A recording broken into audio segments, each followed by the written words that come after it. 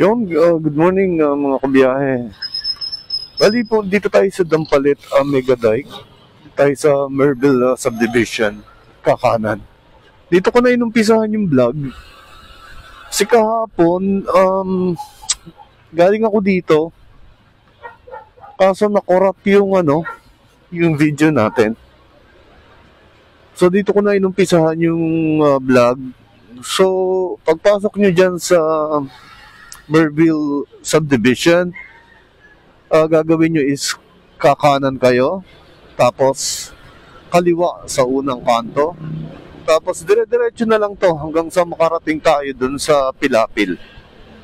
So yun nga, tayo pupunta ng ulitin natin yung video natin, no?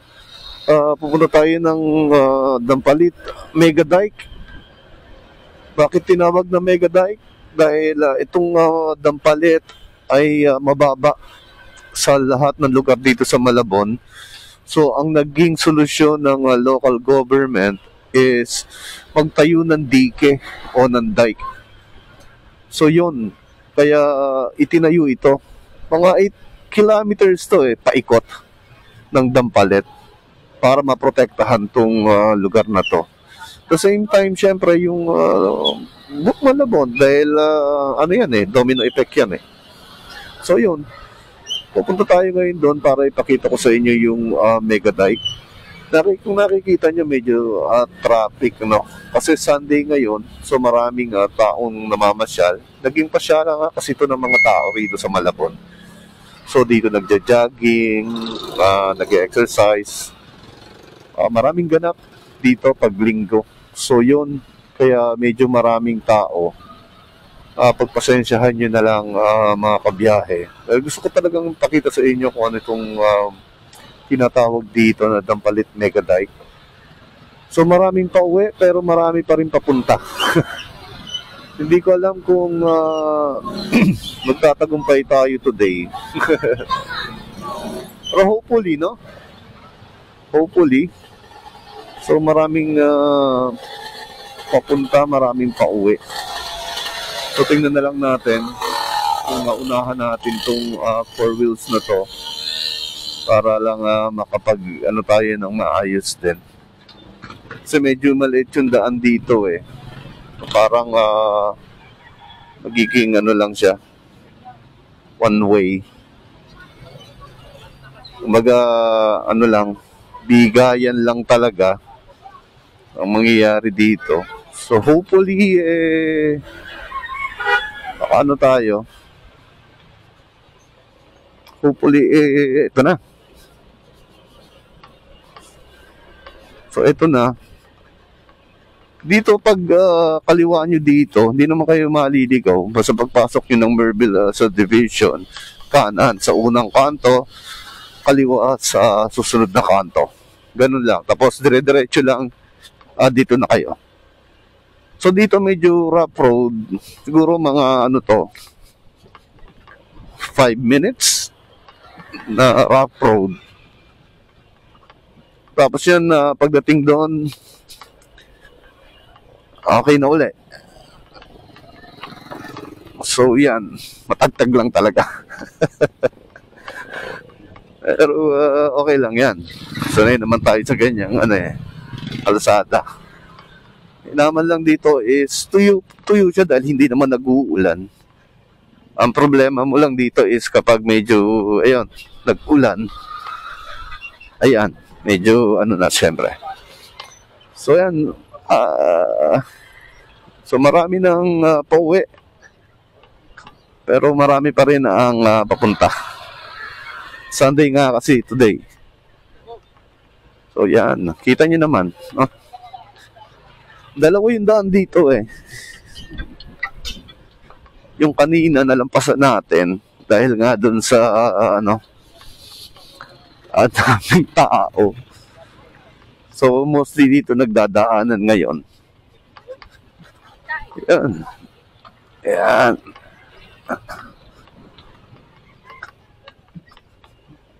Ang dali lang naman tong rough road na to. So okay na yan. Dati normal lang to eh. Ayan. So ano yung makikita nyo rito sa Megadike? Unang-una, ito ay nasa pagitan ng mga lawa. Ayan, fish pond. Tapos ito ay ilog to eh. Papunta ng kukonekta yan Palaot. No, Palaot yan. Kung yan nakikita nyo yan, is yan ay Palaot yan. Tapos yung kabila is lawa uli.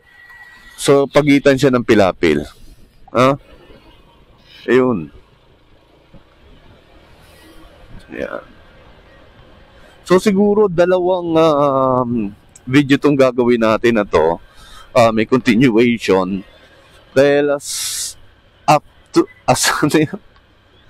of today po kasi si YouTube ay hindi pa nabe-verify yung account natin. So hanggang 15 minutes lang tayo. So yan, nakikita nyo. May ibon, tapos maraming naglalakad, maraming tumatambay. Dito pa lang to, entrada pa lang ito ng entrada pa lang to ng Megadike. So doon banda, mas maraming tao pa siguro. So yan yung mga kasko, yung mga fan boat na papalaot. Dito pumaparking. Dito sila pumaparada. No, para nga naman na hindi na gasinong kalayo. No? Saka siguro baka dito sila nakatira.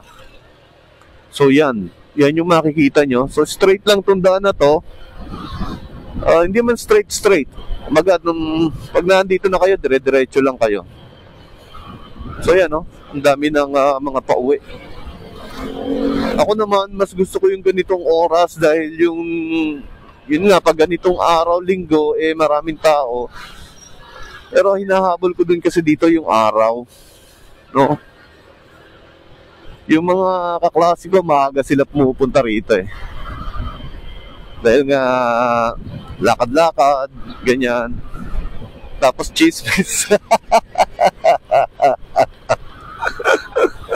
Tapos kwentuhan pala, hindi chismis, kwentuhan. Ayan. Kwentuhan. Grabe naman ako. Chismis agad. Hindi ba pwedeng kwentuhan lang? So yun. Kapag nag-PPM sila, kita-kita. Yun, dito kami nagkikita-kita. Nakakapag-exercise ka na-enjoy mo yung tanawin. At the same time, nakikita mo yung mga kaklase mo. Elementary, high school, halos kami lang rin kasi. No? Isang muka, kumbaga, isang pisa. So yun. May mga nagtitinda rin dito ng mga hipon, alimasag, mga huli nila. So yan diba?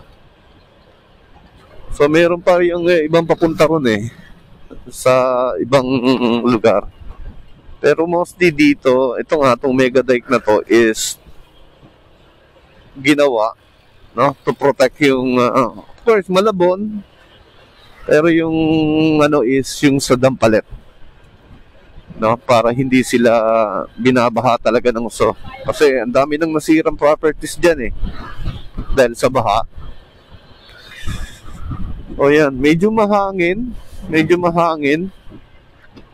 Iba yung kulay nung Kaya si kuya namamansing.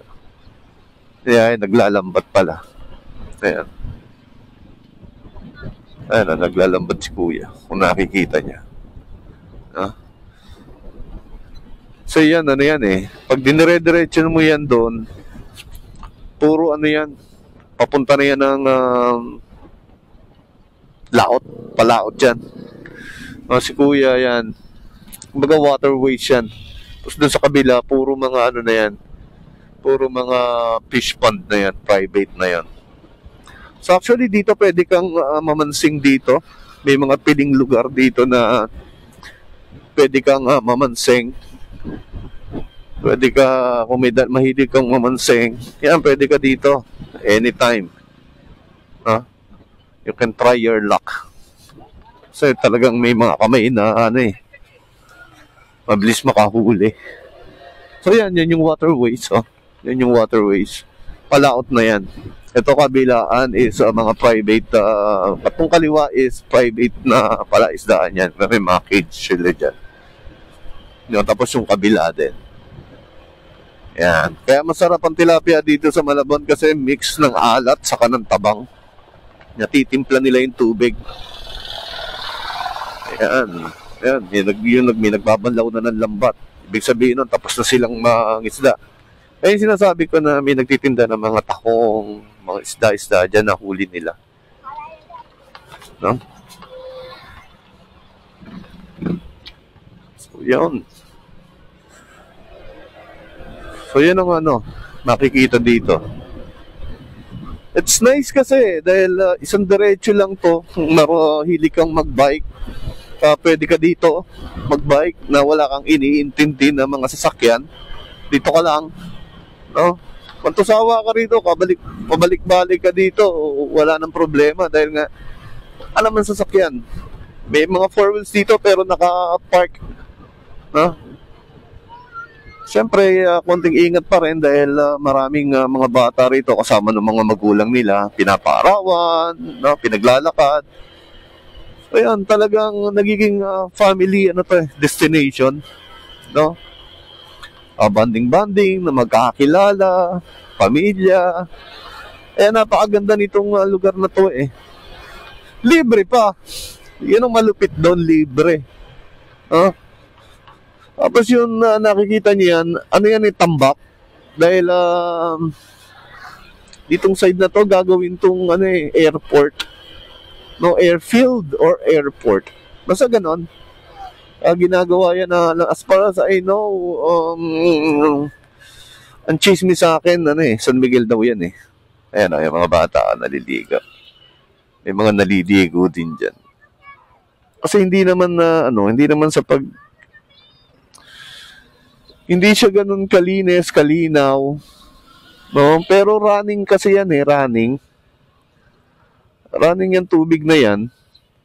Hindi siya stuck. Dahil ditong sa side na to nga is, waterways. No, daanan yan, papuntang palaot yan. Kaya yan, may mga naliligo din kahit May mga naliligo. Ayan, pamilya. Enjoy ka talaga. Ang malupit dyan, libre. Wala kang babayaran dito kahit 5. A good thing then is kapag nagutom ka dito, may mabibilang ka ng pagkain. Ayan, pinapaarawan yung bata. Ayan, tambay-tambay. May mga pumipitik din. Ayan, so, ang dami ng tao. Jogging, tambay, Instagram, no? Ganyan ang mga rito, ganapan dito. Ayan, gusto magkape, kape ka. Ayan. Ayan. Talaba, no? Ewan ko lang ngayon yung presyuhan, Kasi parang kasing nagiging tourist, naging tourist spot na siya dito sa Malabon, no? Daming tao, kaya may market na rito. Presyo, parang hindi na siya ganun kamura tulad ng dati. So, nung nag-uumpisa rito, sabi nila, mura lang daw eh. Dahil yung isa kong pinsan, pumupunta pa rito eh. Para mamili. Ayan Ganda. Ganda talaga. Pili ka lang ng spot mo kung saan kung gusto mo ng maraming tao, dito ka. Kung gusto mo ng mga tipong senti-senti moment mo, pwede ka naman mamili ng mga lugar na wala pong masyadong occupant. No? Wala nakatambay. Meron dito haba nito eh. Hindi ka mazizero. Hindi ka mazizero. Talagang may lugar para sa'yo. Yun ang ibig ko sabihin. So, mahaba to. 8 kilometers. So, kung maglalakad ka rito, 8 kilometers, balikan mo 16 kilometers kung tatapusin mo dulo sa dulo. No? Ayan.